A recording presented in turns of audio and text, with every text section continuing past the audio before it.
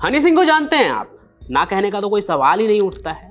आज से लगभग 10 साल पहले 2-3 साल का वक्त ऐसा था ना बॉलीवुड में कि बिना हनी सिंह के गाने के फिल्म हिट ही नहीं होते थे।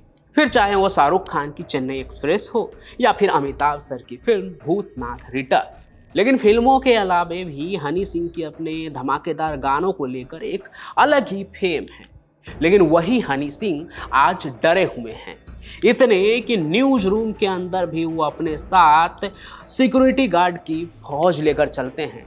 इतने डरे हुए हैं कि वो भारत में खुद को सुरक्षित महसूस नहीं करते हैं। इसलिए अब पूरी तरह से वो दुबई शिफ्ट हो गए हैं, क्योंकि दुबई उनके लिए सिर्फ भारत से ही सेफ नहीं बल्कि उन्हें वो दुनिया का सबसे सेफ कंट्री लगता है। वो मेरी ज़िंदगी सिर्फ घर से मेरा जिम से स्टूडियो और घर ही रही थी। That's why I left India. लेकिन सवाल यह है कि उन्हें भारत छोड़ने पर मजबूर किसने किया? देखिए, पर्सनली मुझे भी ना हनी सिंह के कुछ गाने अच्छे लगते हैं। इसलिए जब उनकी नई इंटरव्यू आई ना लल्लन टॉप पर, तो मैंने सोचा क्यों ना उसे देखा जाए। लेकिन उसे देखने में मेरा इंटरेस्ट तब और भी बढ़ गया जब उसके प्रोमो में मुझे ये सुनने को मिला ना कि जिस गैंग ने पंजाबी सिंगर सिद्धू मूसेवाला को मारा है, उसका कत्ल किया है, वो गैंग अब हनी सिंह के पीछे पड़ा है। हनी सिंह उस गैंग का अगला टारगेट है, यानी लॉरेंस बिश्नोई का साथी गोल्डी बरार गैंग का।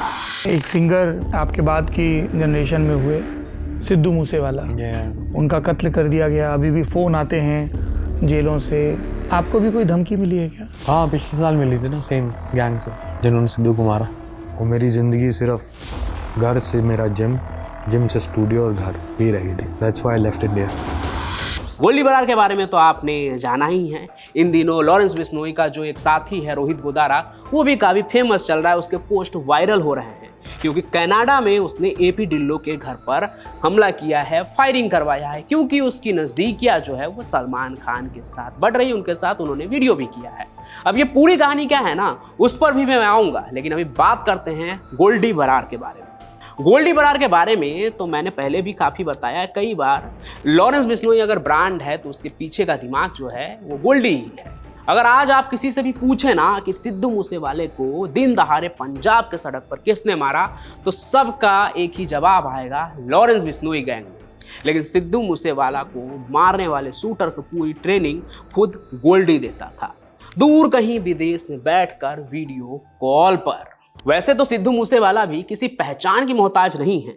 भले ही वो हनी सिंह की तरह बॉलीवुड पर नहीं छाए थे, लेकिन उनके पंजाबी गानों के फैन दुनिया भर में थे, आज भी हैं। सिंगिंग के साथ साथ वो पॉलिटिक्स में भी काफ़ी एक्टिव थे। वो पंजाब के राजनीति में आम आदमी पार्टी के खिलाफ कांग्रेस के उम्मीदवार भी थे। उनके पॉपुलैरिटी का अंदाजा आप इस बात से लगा लीजिए ना कि खुद संसद के नेता विपक्ष जो हैं राहुल गांधी, उन्होंने प्रेस के एक सवाल पर कहा था, सिद्धू मूसेवाला का गाना सुना है तुमने 295? कितनी सीटें आ रही हैं आपके हिसाब से? सरकार बन रही है सर। सिद्धू मूसेवाला का सॉन्ग सुना आपने? 295। सिद्धू मूसेवाले का रसूख बहुत बड़ा था, लेकिन गोल्डी विदेश में बैठा उस पर अपनी गिद्ध की निगाहें लगाए बैठा था।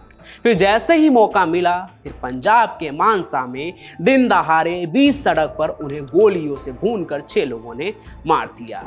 अब जरा सोच कर देखिए कि कितने खतरनाक हैं ये लोग।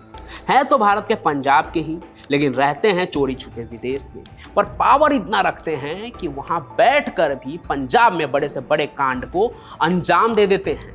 अब जो गैंग वाले सिद्धू मूसेवाले जैसे पॉलिटिकल इन्फ्लुएंस लोगों की जान ले सकता है, उन्हें मरवा सकता है, उनसे डरना तो हनी सिंह के लिए भी लाजमी है। वैसे हनी सिंह को जान की धमकी मिली, ये कोई नई बात नहीं है, 1 साल पुरानी न्यूज है, मुझे पता है।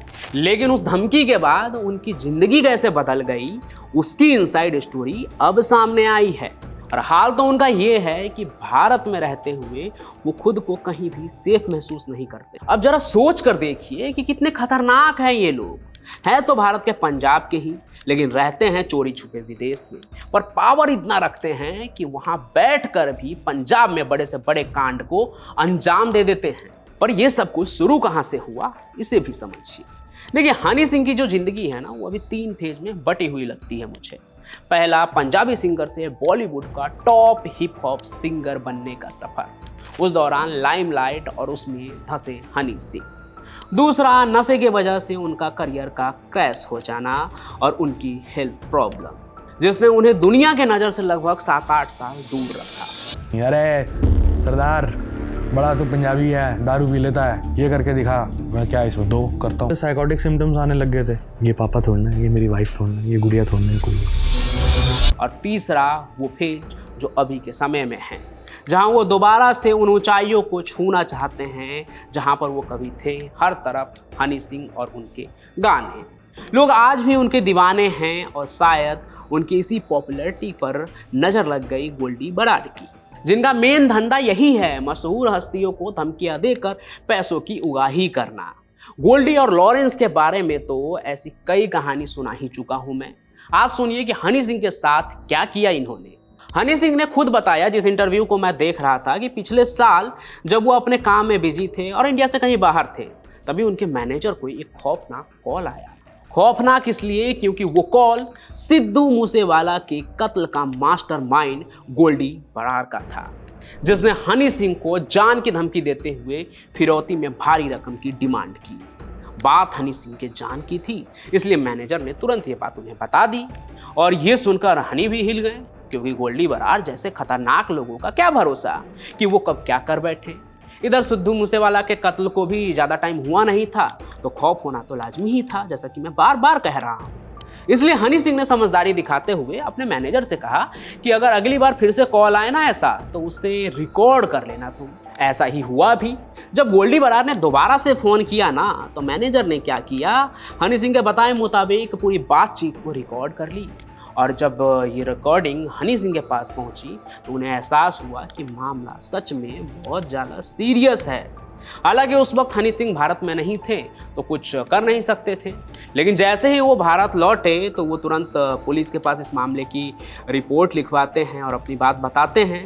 कई बार ऐसा भी होता है ना कि बड़े बड़े नाम लेकर कुछ छोटे मोटे जो खिलाड़ी होते हैं वो मैदान में कूद जाते हैं कि मैं लॉरेंस बिश्नोई बोल रहा हूँ, लेकिन होता कोई और है। कई बार ऐसे मामले सामने आए, सलमान खान के केस में भी देखने को मिला है। तो यहाँ भी लगा कि कुछ ऐसा ही होगा, या फिर कोई मनचला होगा जो यूं ही कॉल करके फिरकी लेने लगता है। ऐसे कई मामले आए हैं सामने, कई कहानियों में मैं बता चुका हूँ। इसलिए पुलिस उस कॉल रिकॉर्डिंग को ना पहले वेरीफाई करने लगती है। फिर पुलिस ने जब इस मामले की जांच की तो पाया कि ये फ़ोन कॉल गोल्डी बरार का ही था, उसकी ही आवाज़ थी उस फ़ोन कॉल पे। यानी अब सिद्धू मूसेवाला के बाद पंजाब का एक और सिंगर लॉरेंस बिश्नोई एसोसिएट के निशाने पर है। इसलिए जैसे ही ये सच सामने आया, हनी सिंह की सुरक्षा बढ़ा दी गई। लेकिन सुरक्षा बढ़ने के बाद उनकी अपनी जो ज़िंदगी थी, निजी ज़िंदगी, आर्टिस्ट वाली ज़िंदगी, वो 360 डिग्री जो है ना घूम गई, बदल गई।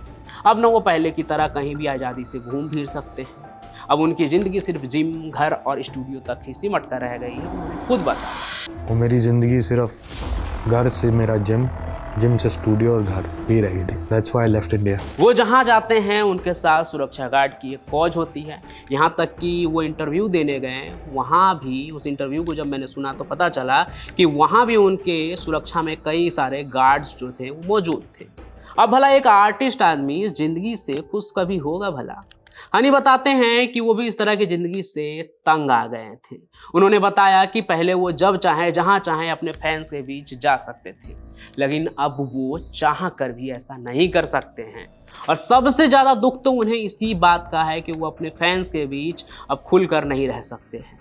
और ये तो कुछ भी नहीं है, गोल्डी बरार और उनके गैंग का डर उनमें इस कदर है कि अपनी सुरक्षा के चिंता की वजह से उन्हें ये फैसला लेना पड़ा कि अब वो भारत छोड़कर दूसरे देश में रहेंगे, जहां उन्हें सबसे ज़्यादा सेफ महसूस होगा। वो दुबई शिफ्ट हो गए हैं। उन्होंने कहा कि दुबई सबसे सेफ जगह है दुनिया में। वहाँ रहने के बाद ना उन्हें गोल्डी बरार की धमकियों का डर सताता है, ना ही किसी और की। वो खुलकर अपनी ज़िंदगी वहाँ जी सकते हैं। उनके लिए दुनिया का सबसे सेफ जगह दुबई ही है। हालांकि उन्होंने ये भी कहा कि वो उस जगह से यानी भारत से कभी दूर नहीं जाना चाहते थे जहां उन्हें सबसे ज़्यादा प्यार मिला, लेकिन ऐसा करना उनकी मजबूरी है।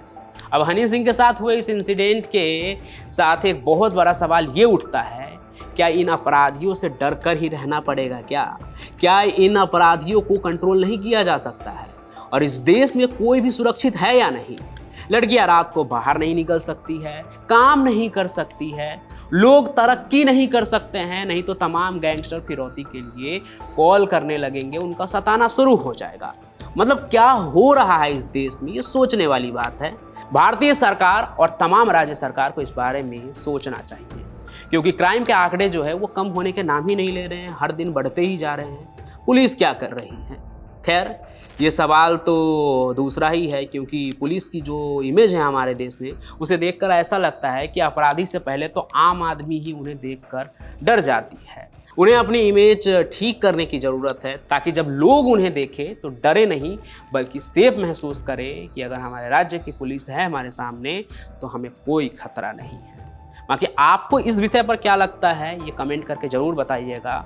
बाकी इन दिनों एपी ढिल्लो के घर के ऊपर जो हमला हुआ है कनाडा में, वो खबर भी खूब चल रहा है, और लॉरेंस बिश्नोई का जो मेंबर है रोहित गुदारा, उसने ही इस हमले की जिम्मेदारी भी ली है, और इसमें भी मामला सलमान खान वाला एंगल का है।